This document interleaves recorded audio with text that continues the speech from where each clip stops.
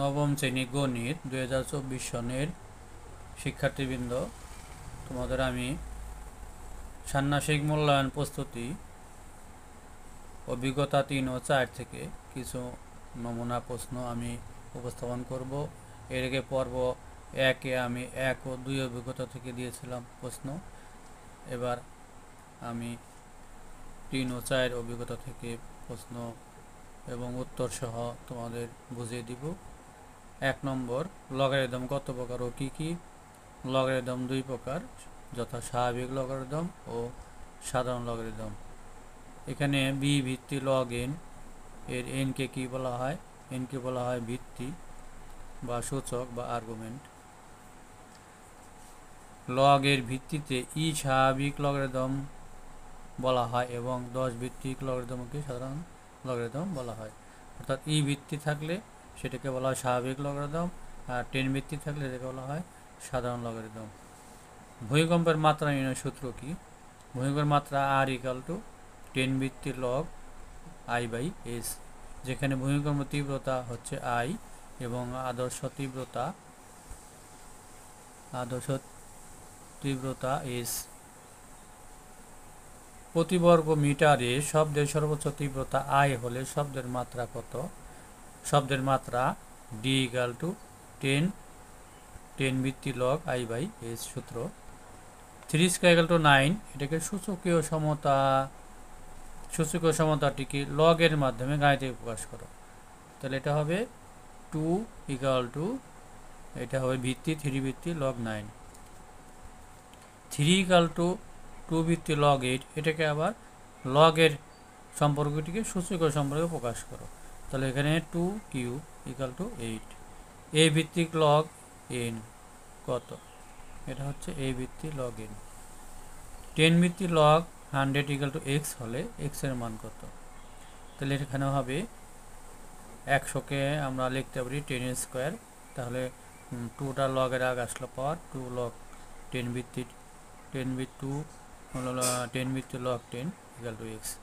এখানে এটা হলো 2, এটার মান 1, 2 ইন্টু 1 সমান এক্স, তাহলে এক্স ইকাল টু হচ্ছে 2। এখন বহুপদী রাশি কাকে বলে? এক বা একাধিক চলক এবং ধ্রুবক গুণফলই বীজগণিত রাশির একটি পদ। এক বা একাধিক পদ বিশিষ্ট বীজগণিত রাশিকে বহুপদী বলে। এখানে একটি পদ, দুইটি পদ, তিনটি পদ হইতে পারে। সেখানে আবার মাত্রা কাকে বলে? একটি বহুপদী রাশির প্রত্যেকটি পদের চলকের সূচকের সমষ্টিকে, অর্থাৎ পাওয়ারগুলি, ওই পদের মাত্রা বলে। পদসমূহের গরিষ্ঠ মাত্রাকে ওই বহুপদীর রাশির মাত্রা বলে, যেটি সবচেয়ে বড় পাওয়ার সেটাকে বলা হয় ওই রাশির মাত্রা। X Y minus 5x plus Y রাশিটিতে কয় চলক ও কয়টি পদ আছে? এখানে এক্স দুইটি চলক আছে, এক্স এবং ওয়াই, এবং পদ আছে এখানে তিনটি, একটি হচ্ছে এক্স ওয়াই, একটি -5x এবং একটি Y. P X equal to এত রাশিটির মাত্রা, ধ্রুবপদ এবং মুখ্য সহগ এবং এক্স এর সহগ কত? তাহলে রাশিটির মাত্রা, এখানে সর্বোচ্চ মাত্রাটাই হবে মাত্রা 2, ধ্রুবপদ হচ্ছে 1, মুখ্য পদ হচ্ছে প্রথম যে বড় পাওয়ার দিয়ে থাকবে সেটা 2x স্কোয়ার এবং এর এক্স এর সহগ হচ্ছে -3। P X Y Z equal to, এটা একটা রাশি, এখানে প্রত্যেকটি পদের সহগ মাত্রা বের করো, রাশিটির মাত্রা কত? এক্স কিউবের সহগ এক্স কিউ জেড এর সহগ হচ্ছে 1 এবং মাত্রা 3, আর এটা হচ্ছে 1 4, এটার সহগ হচ্ছে মাইনাস আছে তো -1 এবং মাত্রা হচ্ছে 2 আর 2 4, এটার মাত্রা হচ্ছে 2, এটার সহগ হচ্ছে 2 এবং মাত্রা হচ্ছে 1 আর 3 4, রাশিটির মাত্রা তাহলে 4। সহমতিক বহুপদী রাশি কাকে বলে? উদাহরণ দাও। যে সকল বহুপদী রাশির প্রত্যেকটি পদের মাত্রা সমান তাকে সহমতিক বহুপদী রাশি বলে। যেমন এখানে একটি উদাহরণ দেওয়া হয়েছে, এখানে এটার মাত্রা, এটার তাহলে পাওয়ার 2, এটারও 2, এটাও 1 1 2 2। প্রতিসম বহুপদী রাশি কাকে বলে? উদাহরণ দাও। একাধিক চলক বিশিষ্ট কোনো বহুপদী রাশির যে কোনো দুইটি চলক স্থান বিনিময় করলে যদি রাশিটির কোনো পরিবর্তন না হয় তবে ওই বহুপদী রাশিকে প্রতিসম বহুপদী রাশি বলা হয়। যেমন এখানে চলক আছে তিনটি এক্স ওয়াই জেড। এখন এটা বলা হচ্ছে যে দুইটি চলক স্থান বিনিময় করলে, তাহলে এক্সের জায়গায় ওয়াই বসালে এখানে হবে ওয়াই এক্স, জেডের জায়গায় ওয়াই বসালে ওয়াই জেড ওয়াই, জেডের জায়গায় এক্স বসালে এক্স জেড, তাহলে রাশিটি আগের মতোই থেকে যায়। তাহলে এটি হচ্ছে প্রতিসম বহুপদী রাশি। এরপরে চক্রক্রমিক বহুপদী রাশি কাকে বলে উদাহরণ দাও।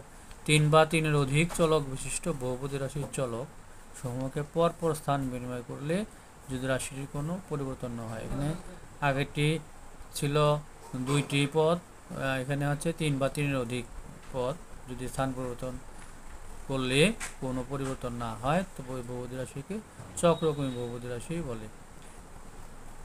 যেমন এখানে এক্স ওয়াই জেড ডাব্লু তিনটি রাশি, তিনটি পদ আছে, তাহলে এখানে এটা পরিবর্তন করলে এক্স এর পরিবর্তে ওয়াই, ওয়াই পরিবর্তে জেড, জেড এর পরিবর্তে এক্স এবং ডাব্লু পরিবর্তন করলে রাশিটি একই থাকবে। এটা এবং দুইটি রাশি উদাহরণ দেওয়া হয়েছে। তো শিক্ষার্থী বন্ধুরা, তোমাদের 3 তারিখ থেকে ষান্মাসিক মূল্যায়নের পরীক্ষা শুরু হবে।